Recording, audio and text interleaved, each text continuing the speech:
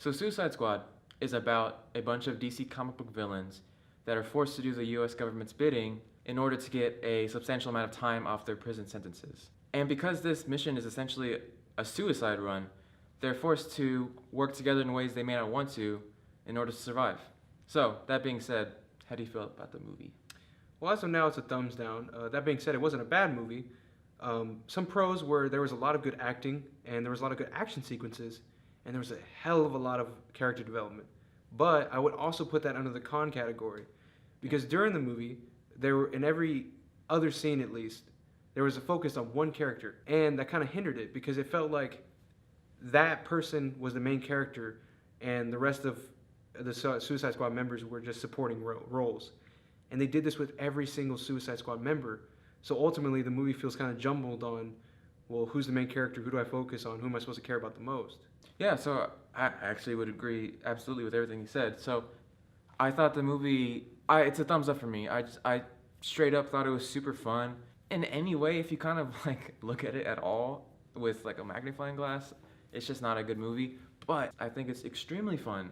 And if you just walk into it with no sort of expectations and you just have fun with it, you're gonna have a fun time. But yeah, that being said, it's really jumbled. I feel as if like every single scene is for the ego of that scene alone. So it feels as if every sort of shot is ignorant of the entire rest of the movie. It's just to make that shot awesome. And I think that's the detriment of really the movie as a whole. And like, sure, you come out of the movie like thinking, oh, there are a lot of cool moments, but really the movie, when it comes together, it's not good. If you peel apart that thread starts to take away from the whole blanket that was the Suicide Squad.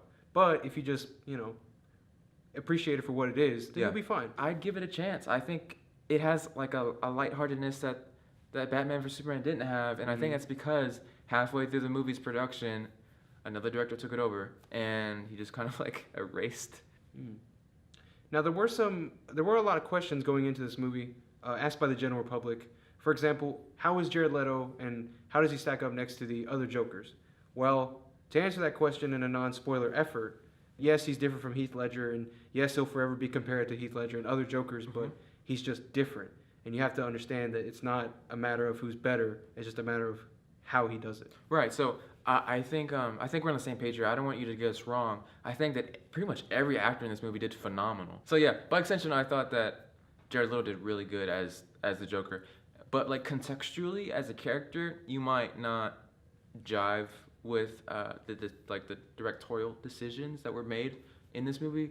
But performance-wise, I think he did amazing and a lot better than I think most people would have given him credit for whenever they first heard that Jared Leto would be the new Joker. Right. I don't think anyone expected Deadshot to be a standout character as much as he was. I know Harley Quinn was like the main girl and she was going to be the heart stealer of everyone in the world. Oh man. But Deadshot to me just barely passed her up in importance and relevance. Yeah, so I'm going to go ahead and say that Harley Quinn stole the show for me. I thought that she made the movie. I thought without her the movie would really be nothing. Because I felt as if she and Deadshot combined were like the heart of the movie, and everybody else, it seemed as if they tried to make like everybody very relatable, and I felt as if they're all villains, like they're not supposed to all be relatable. So another common question was, how will it rank against BVS? Yeah. Well, personally, when you stack it up, I think Batman vs Superman was not as good as Suicide Squad. I think Suicide Squad just barely jumped over it in a matter of whether it's good or not. So the first time I watched Batman vs Superman, I hated it. I hated it so much.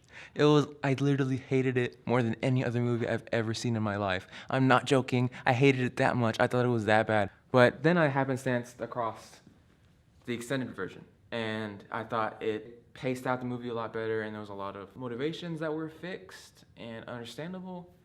So in that way, I actually started to like the movie, and I thought that it was a nice beginning to the DC universe. In this movie, I've only seen it once, and we saw it like an hour ago, so I'm not entirely convinced it was better or worse. I enjoyed it a lot more the first time. I think that's indicative of the new director that kind of took it over in the middle of the production. So I don't know. It's kind of hard to say right now. I'm going to see it later this week again because we're doing a roundtable discussion Monday or so next week with a bunch more people. Stay tuned for that. Yeah, I liked it for what it was. For what it wasn't, which is a movie, it lacked in everything. But for what it was, a comic book movie, I thought it did A1. So yeah, that's my final opinion. That's my final opinion. My name's Michael Glardy, I'm Eduardo Flores. and you are watching CoogTV. And we'll see you next time. We'll see you.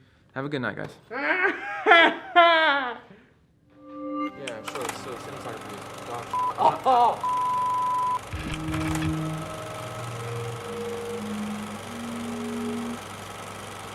Beam me up, Scotty.